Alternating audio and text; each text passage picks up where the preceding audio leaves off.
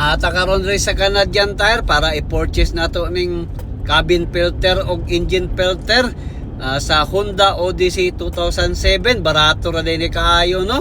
Ayan, kitudloan ta ni Sir Joseph, no? Shout out. Ayan, nagsugod na tagtrabaho diya, no? Ato nang tanggalon jud ni siya kay mao man na naman yung cabin filter, o.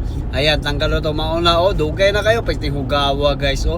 Mo nang imo ginasimhot pag mag-unay mong aircon. Hugaw day kayo, laro yo ra sa tinuod, o. Grabe, puting-puti ang bag-o, my goodness, pasayloan lang kuya, ha, kay karon pa yun ako nabayloan, no. Sige lang, at least nabayloan na. Ayan, no. Tapos na. Kunin mo, kini, oh.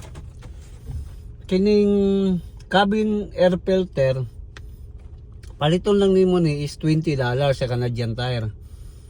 Pero kung kabalo ka, makasave jud ka. Kaya ang libor ani mga 150 sa mga shop na dagko, 150 ang libor og ang kining filter. Pero nakasave ta kay $20 naman cabin filter. No, importante ni sa mga aircon. Karon kay namantay knowledge gamay, kita mismo ang nagano kay gitadloan mata ni Joseph atong mekaniko. Ingon niya, ikaw na lang kay sayang ka na, o, di ba? Ayos kayo.